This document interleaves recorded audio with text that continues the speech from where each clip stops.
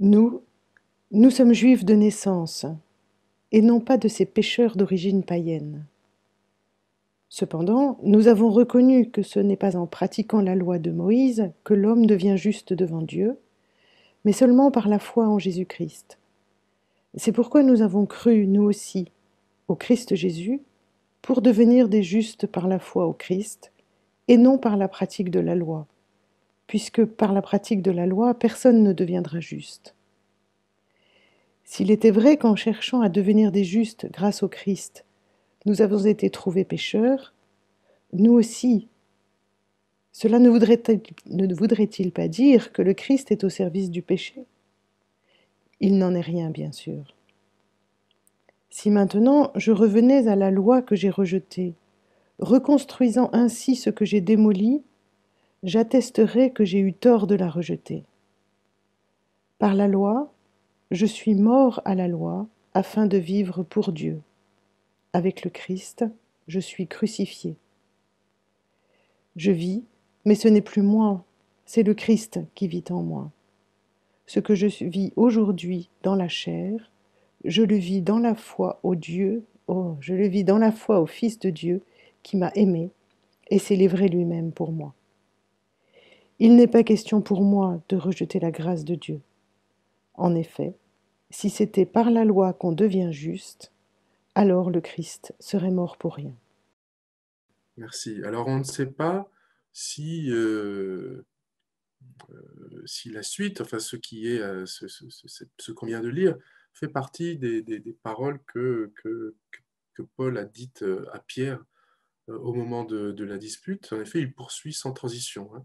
La traduction liturgique ferme les guillemets quand même avant le verset 15, ce qui suggère que, et c'est tout à fait possible, hein, qu'on a là un développement que Paul ajoute maintenant, hein, à l'intention des Galates, mais qu'il met dans la suite de la phrase qu'il a dite à Pierre. Alors on reconnaît là, bien ici la théologie spéciale, spécifique de Paul, et son grand thème théologique qu'il va développer à partir de ce moment-là, et beaucoup plus dans la lettre aux Romains, le thème théologique de la justification par la foi. Hein, le salut est offert par la grâce, et pas du tout comme une récompense d'une pratique de la loi. Il n'est pas donné parce qu'on l'a mérité. Hein. Voilà le nœud, hein, de sa conception du salut. Donc cette modalité du salut, elle rend caduque la pratique de la loi. Il n'est pas vraiment contre la loi, hein, euh, mais, euh, mais, mais cette pratique de la loi, forcément, a une valeur beaucoup moins cruciale, hein, pour le salut, maintenant que c'est par grâce que nous sommes sauvés. Donc c'est bien ce qui était dit, enfin ce qui est résumé dans les versets que j'ai cités au tout début, hein, en 5-6, hein, dans le Christ Jésus.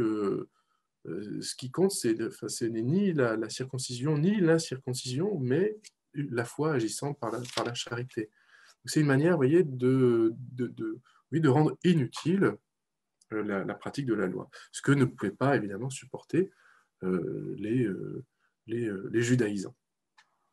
Alors tout le reste de la lettre est consacré à ce problème-là, à démontrer que oui, c'est bien par grâce et pas par mérite, hein, qu'on est sauvé, et donc par la foi et pas par la loi.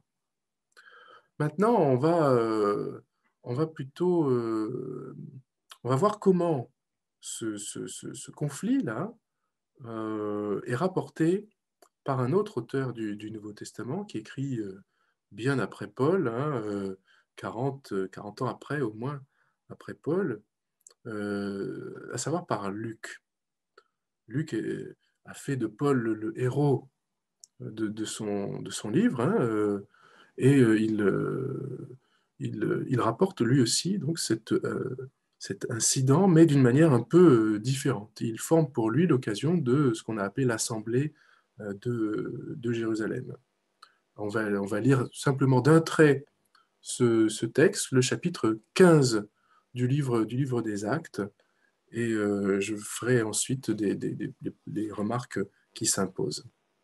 Essayez de percevoir les différences, hein, avec la manière dont Paul rapporte les choses.